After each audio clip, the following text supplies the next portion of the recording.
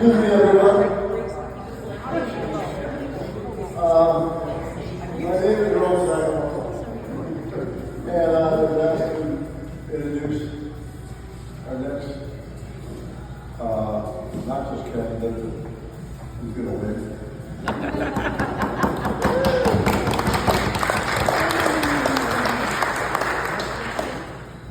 But first of all, if you want, the bar's open for all of you, and before and after.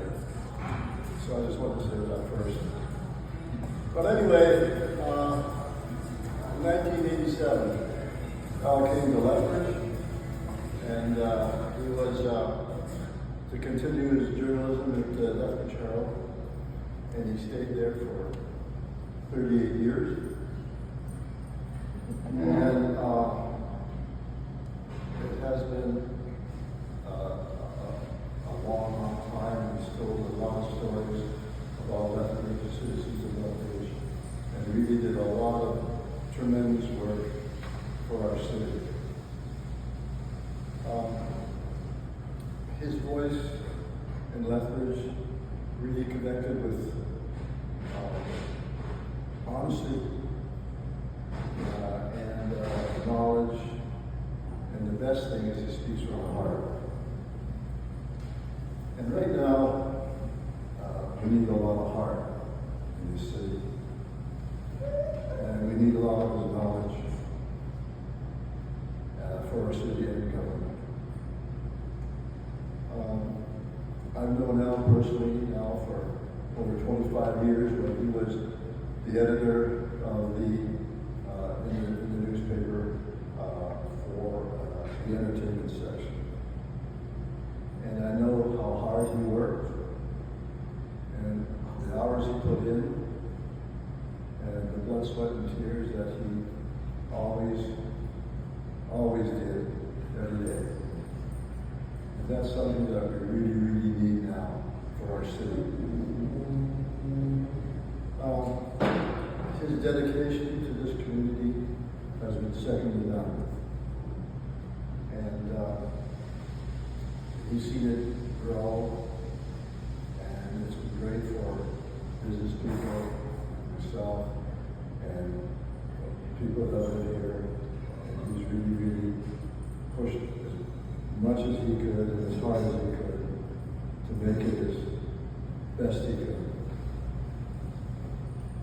So on October 20th, if you would please give Al your vote and help him get elected to this community and city council. So right now, I'm going to give you our next councilor.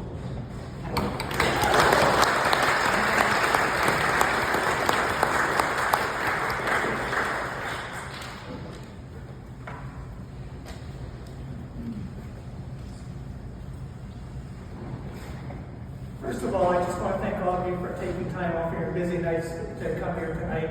I have a lot of friends here tonight, and I really appreciate your support, and I'm looking forward to your support on October 20th. I also want to thank Ron Sakamoto for his friendship. Ron is a community leader, he's a visionary, and he exemplifies what Lethbridge can be about. He's proven that a small town boy with big dreams can make a success, and he's made that success in Lethbridge. He's contributed to this community in many ways, and he's done it by being compassionate and caring toward individuals, and by being a person who makes a contribution to our city and making it a better place to live in. Ron's making our country a better place to live in, and we can all do our part in a very small way. Each of us can make our community a better place to live in, and that's why tonight I'm announcing my campaign to run for Lethbridge City Council.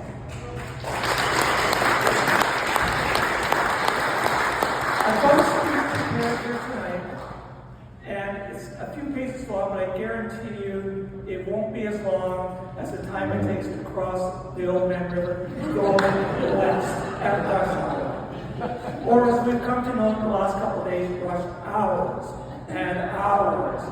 But I'm going to cross that bridge later in the end of my remarks. So right now, if you don't mind, I'm going to get down to business here with my written speech, which I will probably go on a tangent about, because I've already practiced this already Liz's eyebrows are going to the ceiling. Tonight, I'm launching my campaign to run for City Council. This is a campaign to ensure everyone is welcome in this city. It's a campaign to ensure everyone can afford to live in this city, and it's a campaign for inclusivity, to recognize the diversity we have in this wonderful city we call home, a city of different cultures, religions, and races. It's a campaign to ensure that everyone feels at home and has a place here. And some of you may question what I know about diversity. Well, the neighborhood in which I live in represents diversity. We're a neighborhood with multiple races, multiple religions, people of different sexualities, different cultures, different ages, different incomes. And everyone's welcome in here, our neighborhood. And everyone, as some of my neighbors know, stands up for each other. We watch out for each other. And that's a microcosm of Lethbridge, which in turn can be a microcosm of Canada. And like a microcosm of Lethbridge, we have our own issues in here, in our neighborhood, like we have in our city. And I'm going to be addressing some of those tonight. But Lethbridge, first and foremost, is a city of opportunity. A city with incredible parklands. I'm glad Jeff from the Parks Department is here tonight, with us here tonight. It's got recreational facilities as well as diverse businesses. It is a city with two well-respected post-secondary education institutions and great schools with dedicated educators.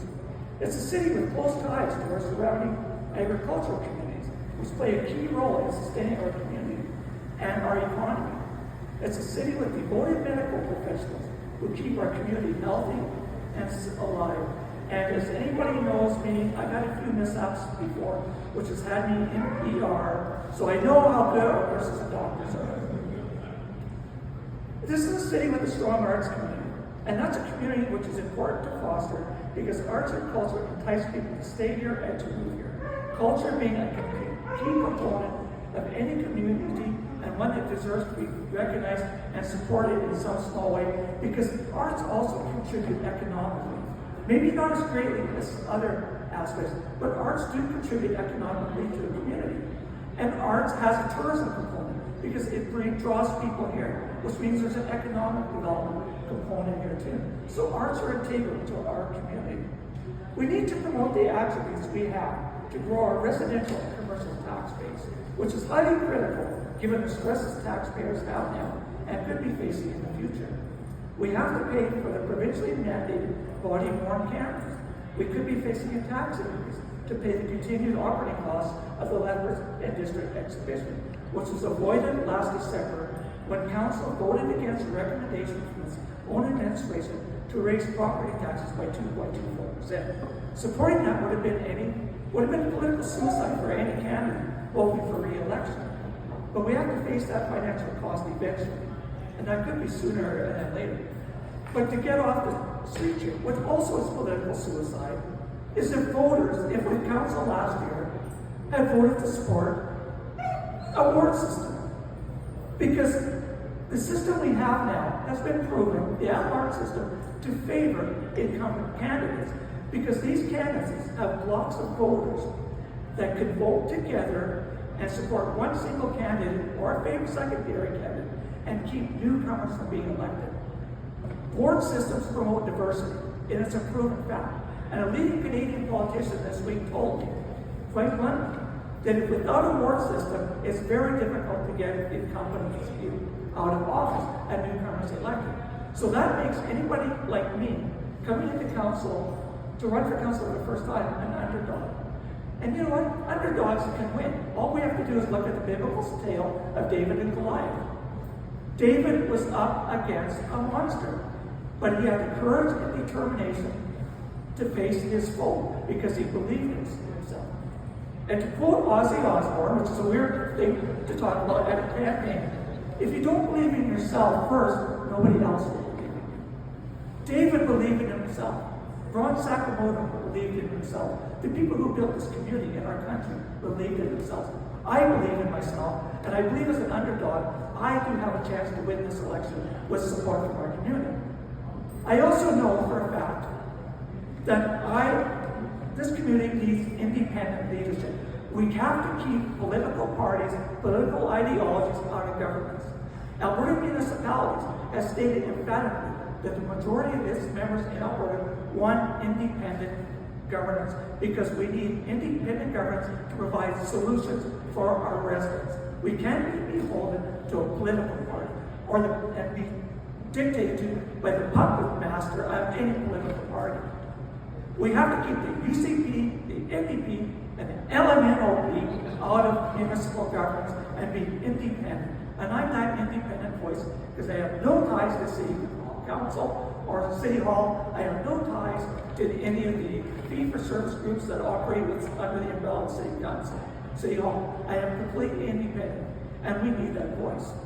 But getting back to the subject of cost, we also have to consider the cost of much-needed upgrades to the wastewater treatment plant, which we know is operating at nearly 100% capacity, which nobody seems to talk about. All the focus is on the upgrades to the water treatment plant, but as any doctor will tell you, the bottom end is just as important as the top. In fall 2023, a standing policy committee of City Council was told that the wastewater treatment plant was operating at 99% of capacity, and up to 30 million liters of water a day were going back into the river on peak days. A lot of that load comes from industry, with a large increase being seen in the last 5 to 6 years. These upgrades need to be paid for, and they are going to cost millions and millions of dollars. So where's that money going to come from? Unless we get government support, like we did for the water treatment plant. It's going to be through either a rate increase or, you guessed it, taxes. We also need to maintain the municipal revenue stabilization reserve at a level which will allow funding provided for initiatives without depleting it, which was a huge concern when the City Council first rescued the LDE.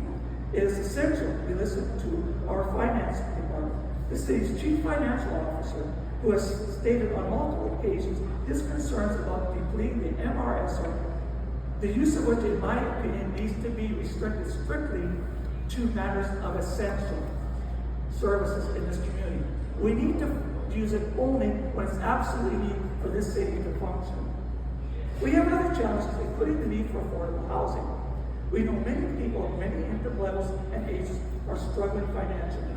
So we need to work with developers to ensure we have a diverse range of housing options while ensuring that there's also enough parking. It's imperative we have these housing options, but we also have to consider the impact on existing neighborhoods. And we need to cut red tape so that affordable housing can be developed quickly, which is a matter several developers are talking about. There are so many permits, so many inspectors they have to deal with that they can't deal with this quickly. We also need to consider the cost of accepting grants from other levels of government for civic improvements. What is the long-term cost of such grants and what value do they have? And a prime example of that are the bike lanes downtown, where it's actually, you can walk on those bike lanes and seldom see a bike. And there are other issues as well when it comes to grants.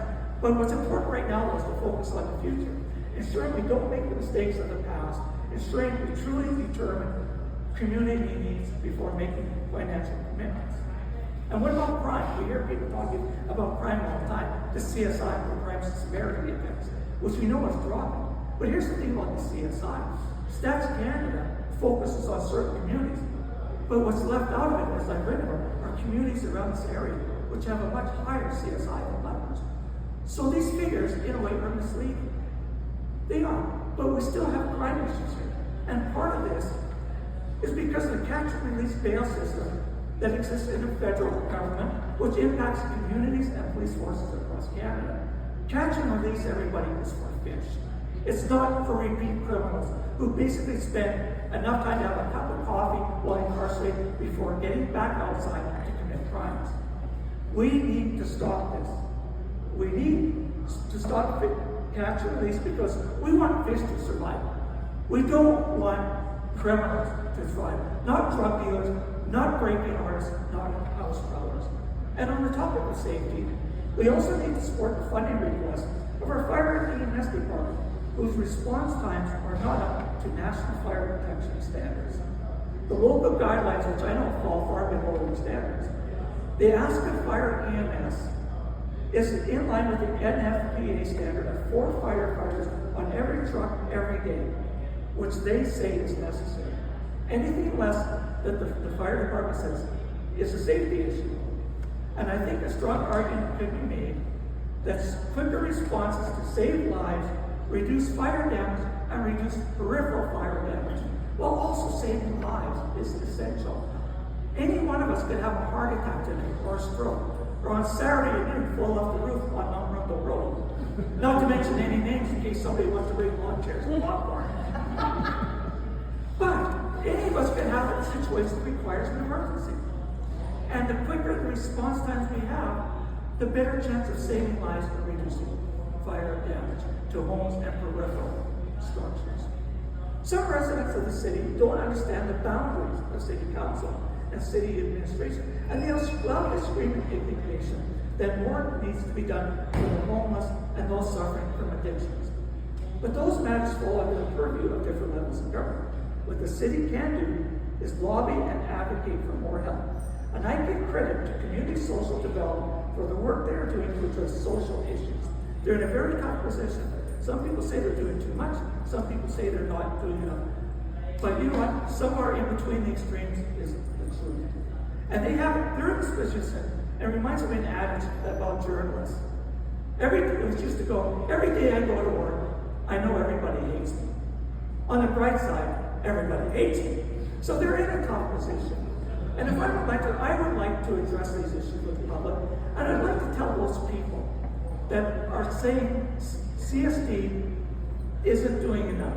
I'd like to tell them about my own personal experience, where I had to, as a child, hide knives and razor blades and pills, water down blues balls, sleep in the backseat of the car on a picnic table, so I could focus on my schooling the next day, because I believed in myself, and I wanted a better life for myself. And anybody struggling for addictions, unless their brains are totally scrambled, can make the effort if they want to help themselves to some degree. We don't have to stand out in the rain, in the dark, freezing, when we can see the light and the warmth. If we believe in ourselves and want to make an effort, we can help each other.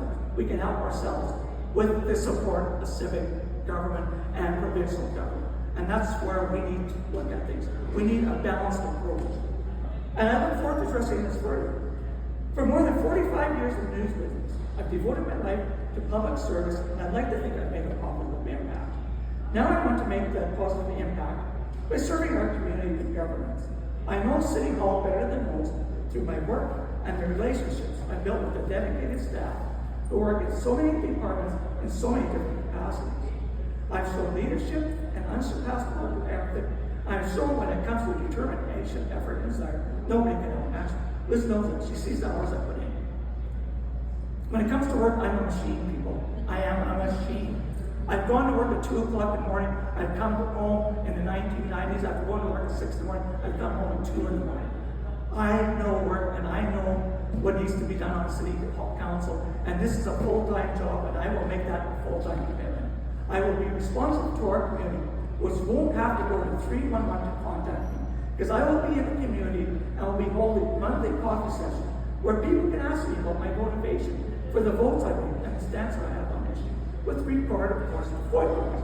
And the media will be invited, because political leaders have a responsibility, in my opinion, to be approachable to media as well as accountable to voters.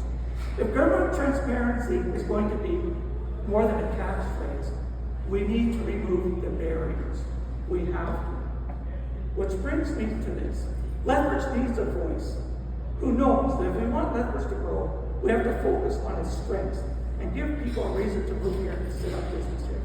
We hear people complain about the taxes they pay, and that it's cheaper to live in other places, or there's places in the community, province with lower tax rates. What we need to do is focus on Lethbridge as a premium product, like an automobile dealer does. We have to convince people for the money they are getting a better product. But council has to prove that.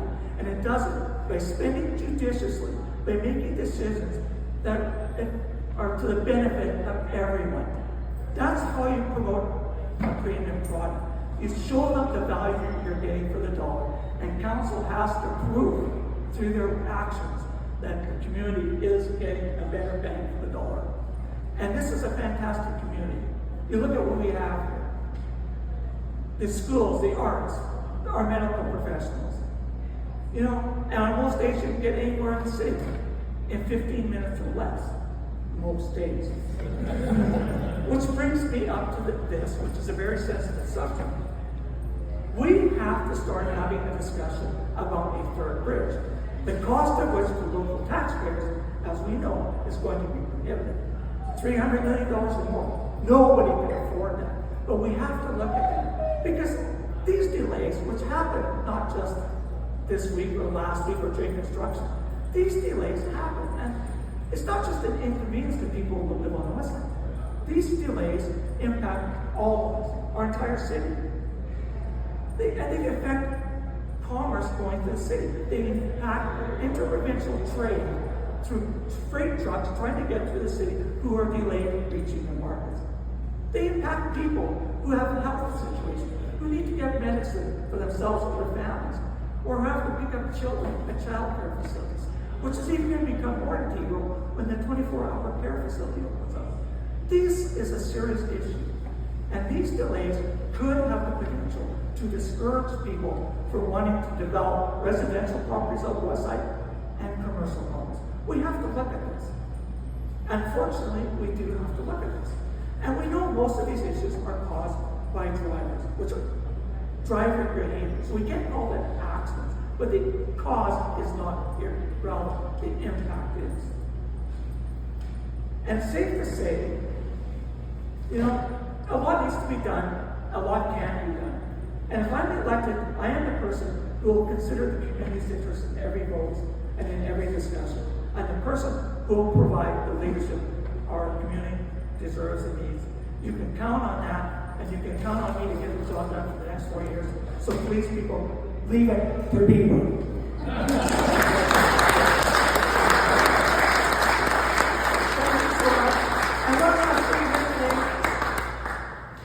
I hate doing this, but I'm not a beggar. I've never asked for anything in my life, including directions.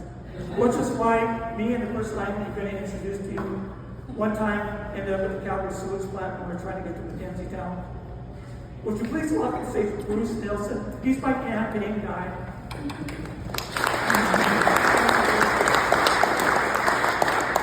Bruce and I know each other since we were in grade 5. When I first met him in Raymond, I knew one day we were going to be close friends. I didn't suspect one day, though, that when we were in high school, he would run over me with a hay wagon full of straw. I falling underneath the wheels of that wagon. But we're still friends. And I paid him back by landing him at the sewage plant. And Bruce here, if anybody's interested to help me with the campaign, Bruce can help you out with that. And on that note, I want to thank every single one of you for coming here tonight. It's so nice to see this great audience. Ron Sakamoto, I love you like a brother. You're my family. You're a part of my life. And I can't tell you how much I am honored to know you and have you in my life. And stay with all of you in this room tonight. I consider each one of you family. I'm looking forward to dealing with you and meeting with you further in the election campaign. Thanks so much.